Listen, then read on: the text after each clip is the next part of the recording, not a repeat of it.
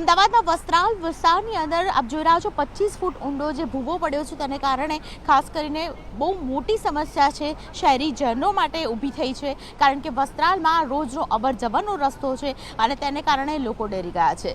સવારના લગભગ 5 થી 5:30ની આસપાસની અંદર અહીં ભૂવો પડતા જે સ્થાનિક લોકો વોકિંગ કરવા આવે છે તે લોકોનું ધ્યાન ગયું અને ત્યારબાદ ખબર પડી કે આટલો મોટો ભૂવો છે અને આ એ જ જગ્યા ઉપર ભૂવો પડ્યો છે, જેમાં અગાઉ 1 મહિના પહેલા સમારકામ થયું હતું। 1 મહિના પહેલા આ જ જગ્યા ઉપર ભૂવો પડ્યો હતો અને આ જ જગ્યા ઉપર પરિસ્થિતિ ખરાબ થઈ હતી। ફરી એકવાર અહીં 25 ફૂટ ઊંડો ભૂવો પડતા અનેક લોકો છે ચિંતામાં છે। મારી સાથે સ્થાનિક છે, તેમની સાથે વાત કરીશું। क्या नाम है आपका और क्या प्रॉब्लम हुआ है यहाँ पे, कब पता चला आपको? मेरा नाम हेमंत यादव है। मैं यहीं पे लगभग 100 मीटर दूर गैलेक्सी में रहता हूँ। ये ऐसा है कि यहाँ पे अभी महीने पहले ये इससे बड़ा ही हुआ था, अभी उसके बाद इन लोगों ने उसको रिपेयर किया था। हाँ। एंड अभी यहाँ से फिर से वही चालू हो गया। रात को कल गए थे तब कुछ नहीं था, सुबह आते समय अभी देख रहे हैं तो यहाँ पे इतना बड़ा खड्डा हो चुका है। हाँ। अब देखो इसमें ऐसा है कि अभी जाते आते समय कभी भी ये चीज़ अगर ध्यान में ना रहे तो कितनी बड़ी दुर्घटना इसमें हो सकती है। બિલકુલ બિલકુલ। પરિવાર છે, મહિલાઓ જ્યારે અહીંથી પસાર થતી હશે હંમેશા ડર લાગ્યો રહેતો હશે કે અહીંથી પસાર થવું એટલે જોખમ ભર્યું છે?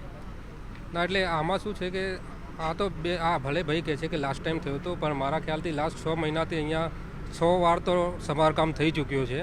ભૂવા પડે છે, બંધ થાય છે, પડે છે, બંધ થાય છે, એટલે એમનું કોઈ પરમાનન્ટ સોલ્યુશન આઈ થિંક એમને ગવર્મેન્ટ એટલે કે એએમસીને કે જે પણ કરતા હોય એમને પરમાનન્ટ સોલ્યુશન ખબર નહીં કેમ નહીં નીકાળી શકતા। અને આ બહુ જ રિસ્કી એરિયા છે। સપોઝ તમે રાત્રે 4 વ્હીલરથી આવતા હોય તો સીધા અંદર જ ડટાઈ રહો અને રાત્રે 12-1 વાગે કોઈ આવતો હોય તો કોઈ હેલ્પ પણ ના મળે। બિલકુલ, બચાવ માટે કોઈ પણ વ્યક્તિ અહીં ઊભું ન હોય તેવી પ્રકારની પરિસ્થિતિ છે।